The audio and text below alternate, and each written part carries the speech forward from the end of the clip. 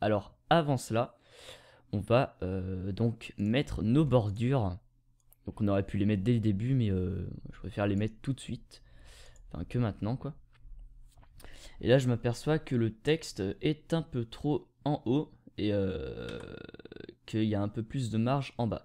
Donc ce qu'on va faire, c'est qu'on va prendre l'outil déplacement de la caméra. Donc en appuyant sur C, hein, vous choisissez le truc où est-ce qu'il y a les 4 flèches. Et on va le baisser juste un petit peu, comme ceci. Donc maintenant on va remodifier un peu la position de notre lumière.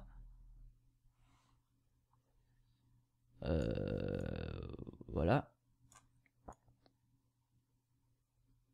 Je pense que comme ça devrait aller. Voilà. Hop là. Et maintenant, on va créer donc l'animation. Et je suis désolé, mais j'ai oublié un truc. D'abord, on va... un truc très important. Si vous faites la vidéo et que vous mettez pas votre piste son en dessous pour vous baser sur la piste son, c'est sûr que les trucs vont pas être synchro et vous allez être obligé de tout recommencer une fois que vous avez mis votre piste son en dernier, voilà. Donc on va mettre la piste son tout de suite, excusez-moi. Heureusement il n'est pas trop tard. Donc la piste son, bah, c'est celle-là.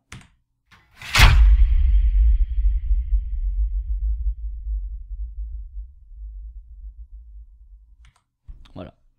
Donc nous, on va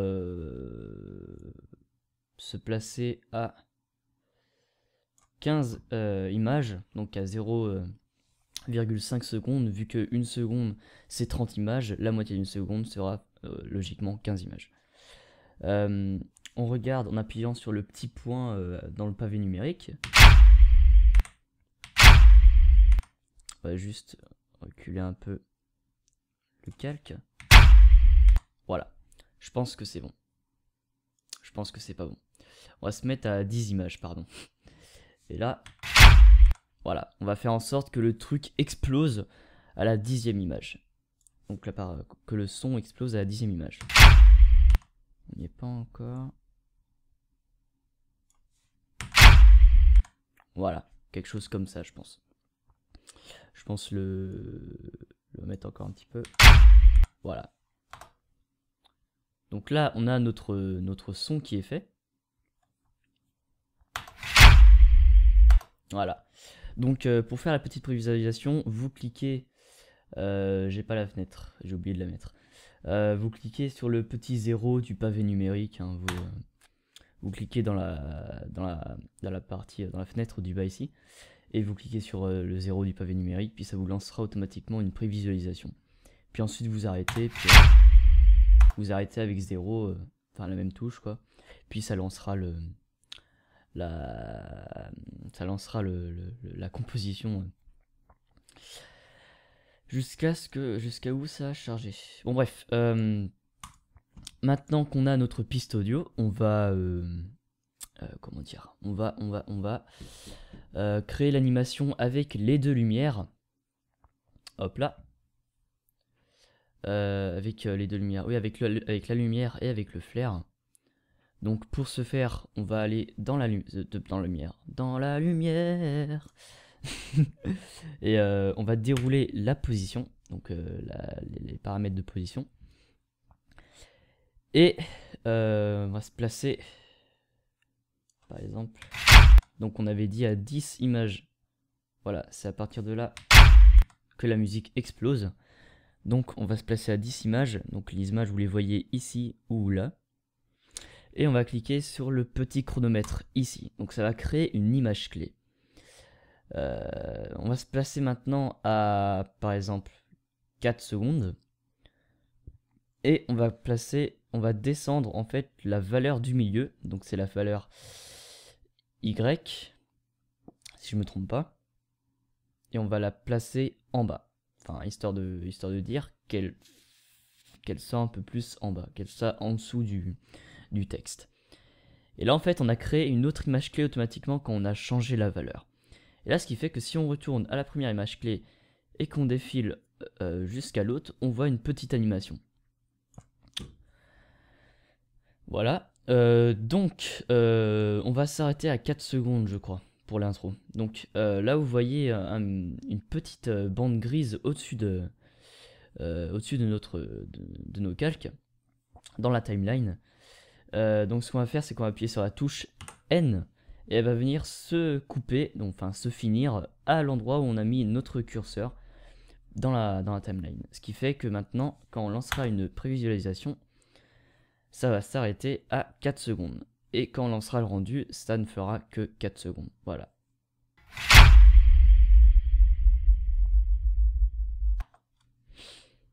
Voilà. Maintenant, on va faire pareil pour notre optical flare. Donc, on va renommer les... S'il te plaît. On va renommer les calques pour pas se perdre. Donc, pour renommer, vous cliquez sur le calque et vous appuyez sur Entrée. Voilà. Donc là, notre flare. Et là, on va le mettre position Y, X et Y. On va cliquer sur le petit chronomètre. Et on va se placer à 4 secondes. Et on va baisser la valeur Y. Voilà. Donc là, si on retourne au début, vous voyez qu'il y a une certaine synchronisation entre la lumière qu'on a créée et le flare.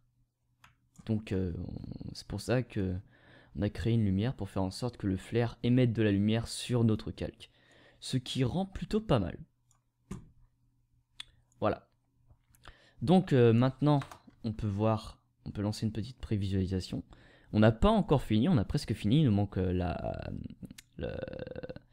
il nous manque la merde.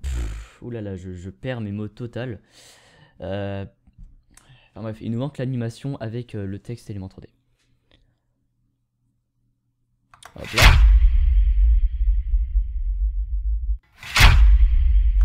Donc c'est normal si j'ai commencé à partir de 10 secondes. C'est parce qu'on va créer un fondu en fait. Un fondu, c'est par exemple, vous démarrez la vidéo, c'est totalement noir. Et par exemple, au bout de 2 secondes, la vidéo est bien éclaircie, les couleurs sont belles et tout. Et entre temps, en fait, la vidéo va passer du sombre va passer de pas de vidéo du tout à la vidéo totale. Donc ça va ressembler à ça. Hop. Donc là, on va aller dans créer et nouveau solide. On va créer un solide noir. On va le rendre invisible, donc le cacher. On va se le mettre à 10 images. On va dérouler l'option opacité avec la touche T. Et là, on va placer une image clé ici. Et on va aller à 0. Et placer une autre image clé en cliquant ici. Voilà. Maintenant, c'est à 100% aux deux images clés. Donc là, si on rend visible le calque, on voit que ça ne sert à rien de rendre à 100% les deux images clés, puisque maintenant on voit plus rien. Ce qui fait que à la deuxième image clé, on va la mettre à 0. On va la changer. Et là, vous voyez, ça fait un fondu entre...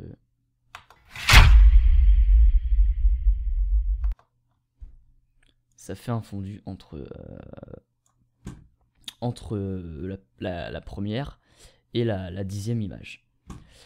Donc maintenant, je me rends compte qu'on va changer un petit truc. Donc, on sélectionne le calque flare, on appuie sur U pour afficher les paramètres qui ont une image clé ou plusieurs. Et on va faire pareil pour la lumière. On va cliquer sur U. Et en fait, je me rends compte que c'est un peu trop fixe au début. Donc, on va sélectionner les deux premières images clés, enfin les premières images clés de nos deux calques, et on va venir les mettre au début.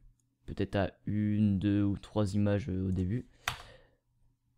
Mais histoire que ça fasse pas trop fixe, pas trop neutre dès le début où est-ce qu'on voit le fondu. Histoire qu'il y a quand même une petite animation.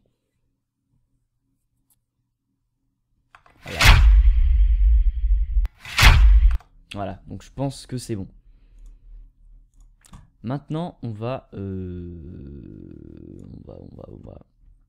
faire l'animation de notre texte en 3D. Donc pour ce faire, on va se placer donc à la 10e image. Hop là. On va dérouler le groupe 1 dans l'effet élément. On va dérouler particule réplicator et on va dérouler particule look. Ensuite, on va redérouler multi-object et on va cocher enable multi. Donc là, maintenant, on a tout plein de paramètres qui se sont affichés. On comprend rien. C'est normal, vous inquiétez pas. La position Z qui se trouve ici, on va créer un petit chronomètre, une image clé à 10 secondes, à 10 images, pardon. Et on va se rendre tout au début. Hop là, donc on va rendre invisible notre petit calque noir, histoire de voir où est-ce qu'on en est dans l'effet élément.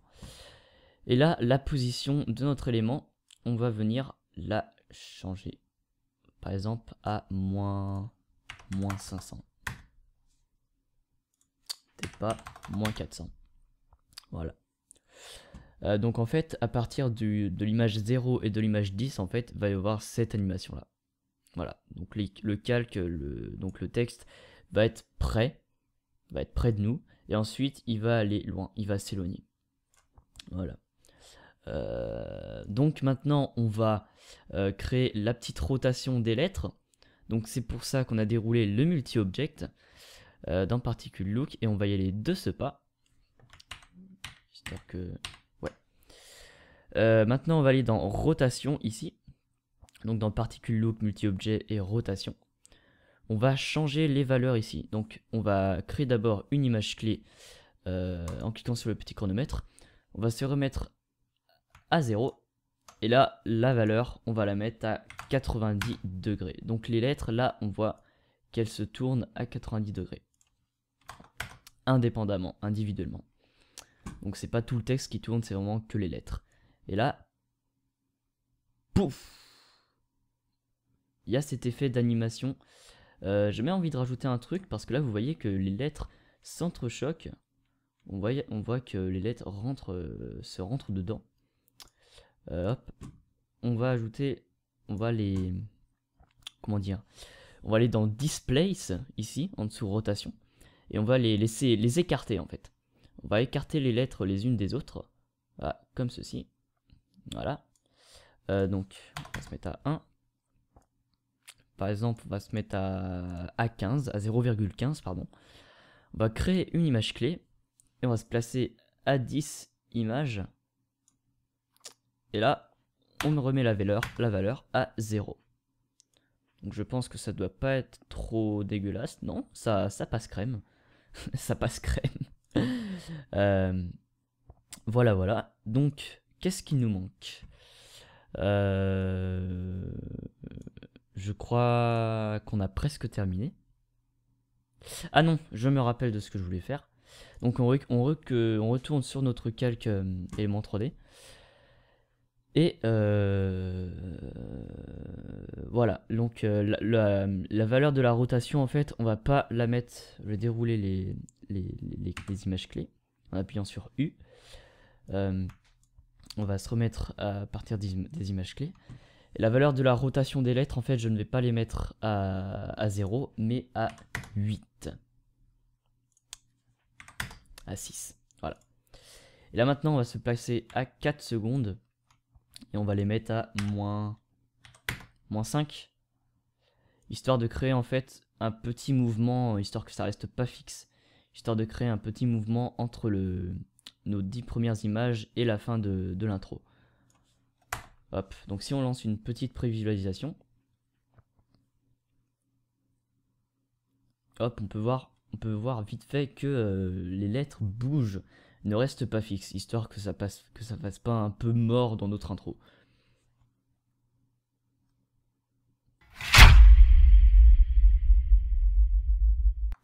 Voilà.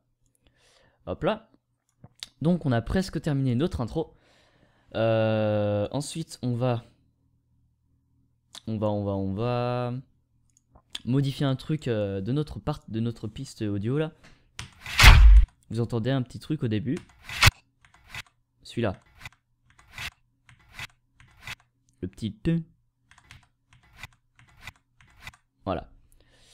Donc celui-là en fait on va l'enlever. On va faire en fait un fondu audio. C'est comme un fondu vidéo qu'on a fait avec le calque noir. Sauf que là on va faire pareil avec notre piste audio. Donc on va la rendre totalement muette et on va la faire... on va augmenter le volume petit à petit.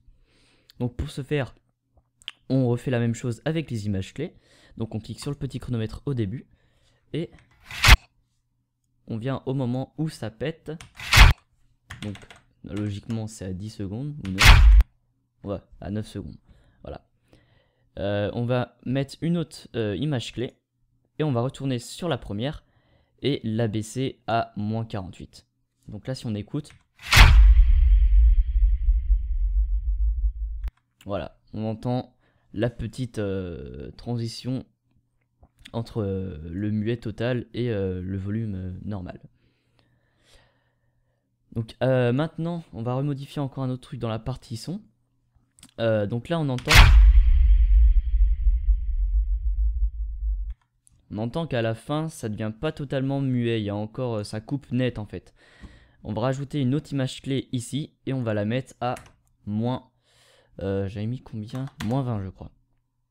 Donc là, si on se remet au début et qu'on écoute. Voilà, donc ça fait quand même un peu moins tâche comme ça que si on avait laissé la piste audio avec son volume normal tout le long de la piste audio. Ça aurait coupé net et ça se serait entendu. Alors que là, ce n'est pas trop... là, ce n'est pas trop... c'est pas trop gênant. Voilà. Donc on a presque fini, je le redis encore une fois. Hein. Là, on a vraiment presque fini. On va mettre encore un autre fondu à la fin. Donc par exemple à 3,5 secondes. On reclique sur notre calque noir en fait, notre calque où est-ce qu'on a fait un fondu dessus. On retourne dans opacité, on met une petite image clé à 3,5 secondes. On va à 4 secondes et on change la valeur à 100%. Voilà, pour créer un autre fondu, excusez-moi.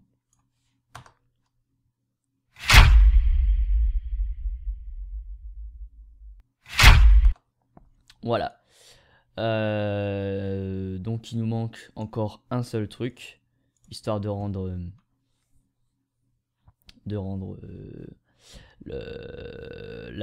l'intro un peu moins fade, un peu moins triste.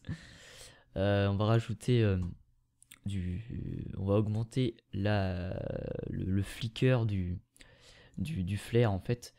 Pour ceux qui ne savent pas, moi je sais pas trop également comment le définir. Bon en fait on va faire en sorte que le flair clignote un peu. Hop. Donc on va mettre les deux valeurs à 30. On va pas se casser la tête à trouver une valeur exacte qui soit bien. On va mettre les deux à 30 et on va voir ce que ça donne. Donc normalement ça va clignoter un peu. Là voilà, vous voyez. Ça clignote un peu.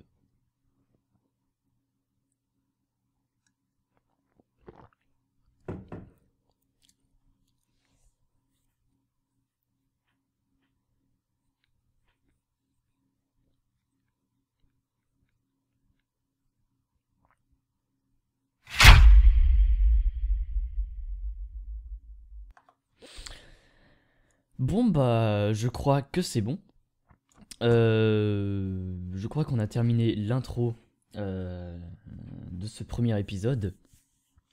On va passer maintenant au rendu, donc qui se fera dans Adobe Media Encoder.